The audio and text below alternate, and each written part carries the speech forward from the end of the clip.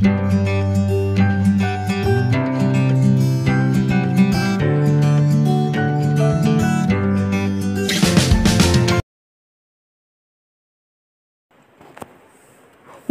కథ ఏమిటంటే జయహో మరుగుజ్జు మాంత్రికునికి. అద్భుత జానపద సరదా కథ. రచయిత డాక్టర్ ఎం హరికిషన్. ఒక ఊరిలో ఒక యువకుడు ఉండేవాడు. వాడు చాలా అందగాడు, తెలివైనవాడు, చురుకైనవాడు, అన్నిటికీ మించి గొప్ప వీరుడు. 6 అడుగుల ఎత్తుతో వేటాడే సింహంలో ఉండేవాడు. వాడికి రాని విద్య అంటూ లేదు. కత్తిసాము, కర్రసాము, గుర్రపు స్వారీ, ధనుర్విద్య అన్నీ నేర్చేసుకున్నాడు. ఆకాశంలో పోతున్న పిట్టనైనా, నీళ్లలో ఈదులాడే చేపనైనా ఒక్క బాణంతో మెరుపులా కొట్టగలడు. మదమెక్కిన ఏనుగునైనా, ఆకలితో ఉన్న చిరుతనైనా ఒంటి చేతితో ఎదిరించి నిలబడగలడు. వాళ్ళ నాయన కుమ్మరి. దాంతో తాను కూడా కుండలు, కూజాలు చేయటం నేర్చుకుని తండ్రికి సాయంగా ఉండేవాడు. ఒకరోజు వాళ్ళ ఊరికి వచ్చిన ఒక రాజభటుడు వాడి గంభీరమైన ఆకారం, యుద్ధ విద్యలు చూసి, ఒరే, నేను ఎంతో మంది వీరులను చూశాను, కానీ నీలాంటి వాడు ఎక్కడా ఉండడు. నీలాంటి వీరుడు ఉండవలసింది ఇక్కడ కాదు. మన నల్లమల అడవికి 60 మైళ్ళ దూరంలో కందనవోలు రాజ్యం ఉంది. ఆ రాజుకి ఒకతే కూతురు, కొడుకులు లేరు. తాను పెట్టిన 3 పందాలలో గెలిచిన వానికి కుమార్తెతో పాటు అర్ధరాజ్యం కూడా ఇస్తానని దండోరా వేయించాడు. వీరులందరూ పోతా ఉన్నారు గాని గెలిచినోళ్ళు ఎవరూ లేరు. పోయి నీ అదృష్టాన్ని పరీక్షించుకో. పుట్టి పెరిగిన ఊరికి పేరు తీసుకురా. బ్రతికితే రాజుగా బ్రతుకు, లేదంటే వీరునిలా వెన్ను చూపకుండా చావు. అంతేగాని సముద్రమంత శక్తి పెట్టుకుని పిల్లకాలులా ఈ ఊర్లోనే ఉండిపోకు అన్నాడు.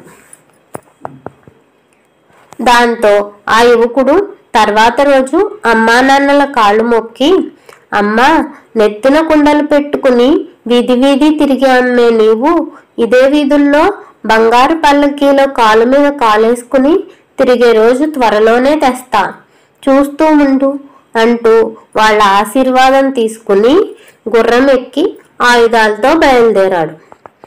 ఆ యువకుడు అలా వెళ్తూ ఉంటే దారిలో ఒక పెద్ద భయంకరమైన అడవి వచ్చింది. ఆ అడవిలో ఒక్కొక్క అడుగే జాగ్రత్తగా వేసుకుంటూ పోతా ఉంటే ఒకచోట, నాయనా, నన్ను కాపాడు బాబూ, నన్ను కాపాడు అంటూ ఆకాశంలోంచి అరుపులు వినబడ్డాయి. అదిరిపడి అరుపులు వచ్చిన వైపు చూశాడు. ఒక ఎత్తైన చెట్టుకి చిటారు కొమ్మన ఒక 3 అడుగుల మరుగుజ్జు వేలాడుతూ కనబడ్డాడు. విడిపించుకోవడానికి వీలు లేకుండా కాళ్ళు చేతులు గట్టిగా కట్టేసి ఉన్నాయి. ఆ యువకుడు బాగా పరిశీలించి అర్ధచంద్రాకార బాణం తీశాడు. గురిపెట్టి ఆ చెట్టు కొమ్మను బలమంతా ఉపయోగించి లాగి ఒక్కటి కొట్టాడు. అంతే, కొమ్మ ఫటుక్కుమని తెగి అంత పైనుండి సర్రున కింద పడసాగాడు. కింద ఒక పెద్ద రాయి ఉంది. దాని మీద పడితే మొహం పచ్చడి పచ్చడి కావడం ఖాయం. మరుగుజ్జు భయంతో కెవ్వుమని కేక పెట్టాడు. సరిగ్గా వాడు భూమిని తాకేంతలో ఆ యువకుడు మరుగుజ్జుని గాల్లోనే అందుకుని చక్కగా నిలబెట్టాడు. కట్టేసిన కట్లన్నీ విప్పేశాడు. నిన్ను ఎవరలా అంత ఎత్తును కట్టేశారు, ఏమి సంగతి అన్నాడు. దానికి ఆ మరుగుజ్జు, విద్య వినయాన్ని అందించాలే గాని తలపొగరు పెంచకూడదు. నేను ఒక గంధర్వుణ్ణి. మా గురువు వద్ద ఎన్నెన్నో మాయా విద్యలు నేర్చుకున్నాను. దాంతో నా అంతటోడు ఎవడూ లేడని విర్రవీగేవాణ్ణి. ఒకసారి ఒక ముని వద్ద ఒక మాయా చెట్టును చూశాను. దానికి ఏ పళ్ళు కావాలంటే ఆ పళ్ళు విరగ కాసేవి. ముని వాటిని తాను తిని అడవిలోని జంతువులకు, అటువైపు వచ్చే బాటసారులకు, పేదలకు ఇస్తూ ఉండేవాడు. నాకు ఆ పళ్ళ చెట్టు నచ్చి ఒకసారి ముని స్నానానికి చెరువుకు పోయిన సమయంలో దొంగతనంగా దానిని కూకటి వేళ్లతో సహా పెకిలించి ఎవరికీ కనబడని రహస్య ప్రదేశంలో దాచాను. కానీ ముని తన దివ్య దృష్టితో ఆ విషయాన్ని గమనించాడు. వెంటనే నేనున్న చోటుకు వచ్చి, ఒరే పాపి, మన మంత్రశక్తుల్ని మంచికే తప్ప చెడుకు ఎప్పుడూ ఉపయోగించకూడదు. నా తపశక్తి అంతా ఉపయోగించి ఆ చెట్టుకు రకరకాల కాయలు కాయిస్తున్న నేను తినడానికి కాదు, 10 మంది ఆకలి తీర్చటానికి. అటువంటి చెట్టును దొంగతనంగా ఎత్తుకొచ్చావు. నీలాంటి వాడు ఈ భూమి మీద ఉండటం లోకానికి మంచిది కాదు అంటూ నన్ను మరుగుజ్జుగా మార్చి ఈ చెట్టు కొమ్మకు తగిలించాడు. నా మంత్రాలు నాకు గుర్తుకు రాకుండా శాపం పెట్టాడు.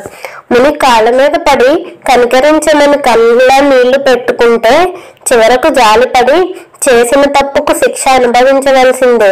నిన్ను ఎవరైనా కాపాడేంత వరకు అలాగే వేలాడుతూ ఉండు అన్నాడు. ఇప్పటికీ 6 నెలలు దాటింది. నా అరుపులు విని నన్ను చూసి ఏ దెయ్యమో రాక్షసో అనుకుని పారిపోయే వాళ్లే గాని వచ్చి కాపాడిన వాళ్ళు ఎవరూ లేరు. ఇన్నాళ్లకు నీ వల్ల మరలా ఈ భూమిని నిలబడగలుగుతున్నాను. ఇంతకీ నువ్వెవరు? ఒక్కడివే ఎక్కడికి వెళుతున్నావు? ఏంటి నీ కథ అన్నాడు. ఆ యువకుడు జరిగిందంతా చెప్పి, ఎలాగైనా సరే రాజకుమార్తెను పెళ్లాడాలి, అందుకే వెళ్తూ ఉన్నాను అన్నాడు. దానికి ఆ మరుగుజ్జు మాంత్రికుడు కాసేపు ఆలోచించి, నన్ను కాపాడినందుకు నీకు 3 మాయా వస్తువులు కానుకగా ఇస్తా, కానీ అవి ఒక్కసారి మాత్రమే పనిచేస్తాయి. ఎంత అవసరమైనప్పుడు వాడుకో అంటూ అతని చేతికి ఒక కంబళి, ఉంగరం, పావుకోళ్ళు ఇచ్చాడు. చూడు, ఇవి మామూలు వస్తువులు కాదు, మాయా వస్తువులు. ఈ కంబళి మీద కప్పుకుంటే నువ్వు ఎవరికి కనపడవు, అక్కడికక్కడే అదృశ్యమవుతావు. ఈ ఉంగరం పెట్టుకుంటే నీవు ఏ రూపంలోకి కావాలంటే ఆ రూపంలోకి మారిపోగలవు. ఈ పావుకోళ్ళు వేసుకుంటే మరుక్షణంలో నీవు కోరుకున్న చోటులో ప్రత్యక్షమవుతావు. బాగా గుర్తు పెట్టుకో, ఇవి ఒక్కసారి మాత్రమే పనిచేస్తాయి. వాటిని ఉపయోగించే ముందు జయహో మరుగుజ్జు మాంత్రికునికి అని నన్ను తలుచుకుంటే చాలు అని చెప్పాడు. ఆ యువకుడు సంబరంగా వాటిని తీసుకుని కందలవోలు రాజు దగ్గరికి చేరాడు. రాజా, కొడితే ఏనుగు కుంభస్థలాన్నైనా కొట్టాలి, లేదంటే 4 అడుగుల నేల తవ్వుకుని నన్ను నేనే చక్కగా సమాధానం చేసుకోవాలి అనే తత్వం నాది. అందుకే ముందు మీ దగ్గరకు వచ్చి పోటీకి సిద్ధంగా నిలబడ్డా. చెప్పండి ఏం చేయాలో అన్నాడు. రాజు ఆ యువకుడిని పరిశీలించి, ఇంతకు ముందు కూడా నీలాంటి వాళ్ళని ఎంతమందినో చూశాను. మాటలు కోటలు దాటుతున్నాయో గాని చేతలు గడప దాటటం లేదు. సరే, ఏ పుట్టలో ఏ పాముందో ఎవరికి తెలుసు గాని నా మొదటి పందెం విను అంటూ ఒక బంగారు హారాన్ని చూపిస్తూ, ఇదిగో ఈ హారాన్ని రేపటిలోగా అంతఃపురంలోని యువరాణి మెడలో వేయాలి. అంతఃపురం చుట్టూ యమకింకరుల్లాంటి 100 మంది సైనికులు రాత్రింబవళ్ళు కత్తులు కటార్లతో పనిచేస్తుంటారు, కాపలా కాస్తుంటారు. వాళ్ళ చేతికి చిక్కావో ఏ ముక్క కాముక్క నరికి కాకులకు గ్రద్దలకు వేస్తారు, జాగ్రత్త అన్నాడు. ఆ యువకుడు సరేనని ఆ బంగారు హారాన్ని తీసుకుని బయలుదేరాడు. ఎలా ఆ హారాన్ని రాజకుమారి మెడలో వేయాలా అని ఆలోచనలో పడ్డాడు. అడ్డు వచ్చిన సైనికులను చంపుకుంటూ ముందుకు వెళ్ళడం అంత సులభం కాదు. ఒక్కరు కాదు, 2 కాదు, 100 మంది ఉన్నారు. ఏం చేయాలబ్బా అని ఆలోచిస్తూ ఉంటే మరుగుజ్జు మాంత్రికుడు ఇచ్చిన మాయా ఉంగరం గుర్తుకు వచ్చింది. వెంటనే ఆ ఉంగరాన్ని వేలికి తొడుక్కొని జయహో మరుగుజ్జు మాంత్రికునికి అంటూ తాను కోతిగా మారిపోవాలని కోరుకున్నాడు. మరుక్షణంలో ఒక చిన్న కోతి పిల్లగా మారిపోయాడు. రత్నాల హారాన్ని ఎవరికి కనపడకుండా దాచిపెట్టుకుని ఒక చెట్టు మీద నుంచి మరొక చెట్టు మీదకు దూకుతూ అంతఃపురం వద్దకు చేరుకున్నాడు. సైనికులు ఆ కోతిని గమనించిన, కోతులు అలా చెట్ల మీద తిరగడం మామూలే కదా, అందుకే ఎవరూ పట్టించుకోలేదు. ఆ యువకుడు యువరాణి నిద్రపోయే గది పక్కనే ఉన్న చెట్టు ఎక్కి కూర్చున్నాడు. నెమ్మదిగా అర్ధరాత్రి అయింది. అంతఃపురంలో దీపాలన్నీ చాలా భాగం ఆరిపోయాయి. యువరాణి చెలికత్తలు అందరూ గాఢ నిద్రలో ఉన్నారు. నెమ్మదిగా లోపలికి వెళ్ళాడు. చప్పుడు కాకుండా ఆ బంగారు హారాన్ని దగదగా మెరిసిపోతూ ఉన్న యువరాణి మెడలో వేసి నెమ్మదిగా బయటకొచ్చి ఇంటికి చేరుకున్నాడు. పని పూర్తి కాగానే కోతి రూపం పోయి మరలా పూర్వరూపం తిరిగి వచ్చింది. పొద్దున్నే నిద్రలేసిన యువరాణి మెడలో హారాన్ని చూసి అదిరిపడింది. వెంటనే మహారాజు దగ్గరకు పోయి విషయాన్ని వివరించింది. అంతమంది కన్ను కప్పి అంతఃపురంలోకి ఎలా వచ్చాడో తెలియక రాజు ఆశ్చర్యపోయాడు. వెంటనే ఆ యువకుణ్ణి పిలిపించి ఇంతవరకు వచ్చిన వీరులలో అందరూ మొదటి పందెం దగ్గరే ఓడిపోయి తిరిగి మొహం కూడా చూపించకుండా వెళ్ళిపోయారు. గెలిచినోడు నువ్వొక్కడివే. సబాష్, ఇక రెండో పందెం విను. మన పక్క రాజ్యంలో ఉన్న కుమారవర్మ చక్రవర్తి అయినప్పటికీ పెద్ద వీరుడేం కాదు. అతని ఇంటి దేవత కాళికాదేవి మెడలో ఒక రత్నాల హారం ఉంది. అది చాలా మహిమ గలది. తరతరాలుగా వాళ్లకు వస్తూ ఉంది. ఆ హారాన్ని మెడలో వేసుకుని యుద్ధానికి వెళితే అపజయం అనేది ఉండదు. అందుకే కుమారవర్మను ఏ వీరుడు కూడా ఎదిరించి నిలబడలేకుంటున్నాడు. దాంతో వాడికి గర్వం పెరిగిపోయి ఇరుగు పొరుగు సామంతరాజులను బానిసలుగా చూస్తున్నాడు. నువ్వు ఎలాగైనా సరే ఆ హారాన్ని తీసుకురావాలి. దాంతో మనకు ఈ బానిస బ్రతుకు తప్పుతుంది అన్నాడు. ఆ యువకుడు సరే అన్నాడు. అతని దగ్గర ఇంకా 2 వస్తువులు ఉన్నాయి కదా.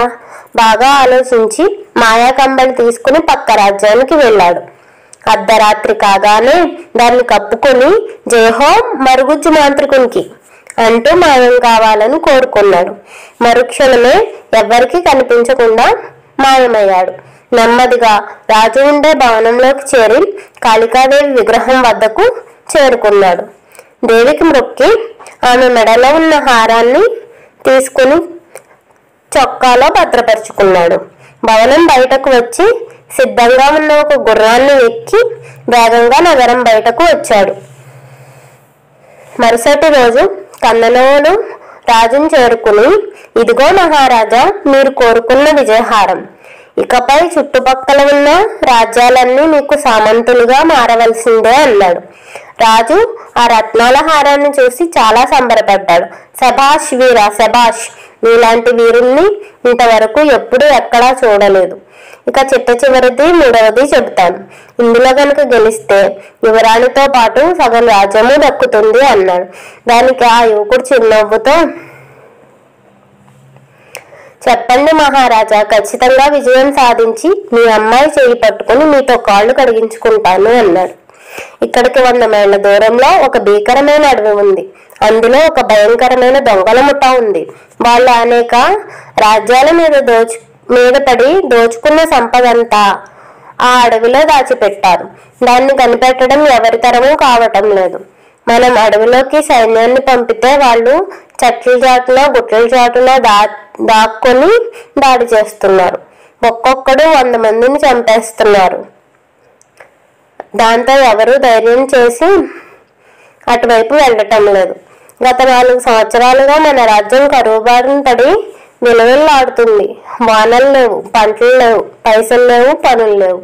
నీవు గనక ఆ దొంగల ముఠాన్ని చంపి ఆ నిధిని తీసుకురాగలిగితే మన రాజ్యం మరలా కళకళలాడుతుంది అన్నాడు.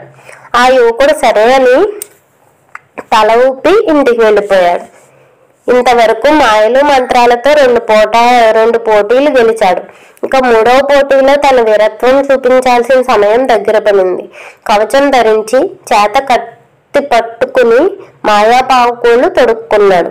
జయహో మరుగుజ్జు మాంత్రికునికి అంటూ దొంగలు ఉండే గుహలోకి చేరుకోవాలి అనుకున్నాడు.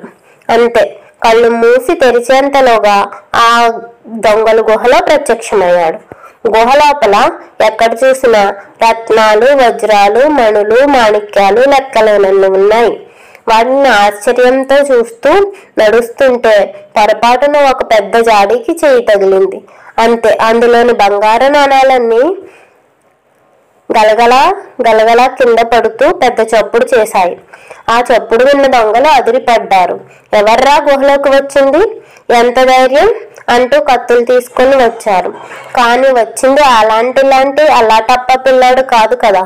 ఏనుగు లాంటి బలం, సింహం లాంటి వేగం, డేగ లాంటి చూపు, నక్క లాంటి తెలివి గలవాడు. వెంటనే మెరుపు వేగంతో కత్తి దూసి తుఫాన్లా వాళ్ల మీదకు విరుచుకుపడ్డాడు. వచ్చిన వాడిని వచ్చినట్టు పైలోకానికి పంపసాగాడు. అరగంట గడిచేసరికి దొంగల నాయకుడు తప్ప ఎవరూ మిగల్లేదు. ఇద్దరూ ఒకరినొకరు ఎర్రని కళ్ళతో కసిగా చూసుకుంటూ కలబట్టారు.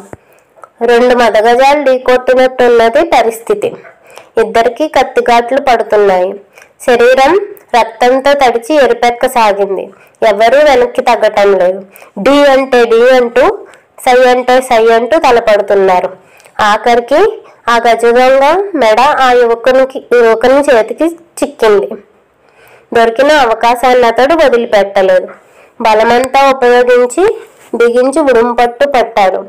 ఆ పట్టు విడిపించుకోలేక ఆఖరికి ఆ గజదొంగల నాయకుడు గిలగిలా కొట్టుకుంటూ ఆఖరికి పైలోకంలో ఉన్న అనుచరుల దగ్గరికి చేరుకున్నాడు. వెంటనే ఆ యువకుడు అడవిలో ఆ గుహ ఎక్కడుందో బాగా గుర్తు పెట్టుకుని కందల్వోల్ రాజ్యానికి తిరిగి వచ్చాడు. పెద్ద ఎత్తున సైనికులను పంపించాడు. 200 బండ్ల బంగారం దొరికింది అక్కడ.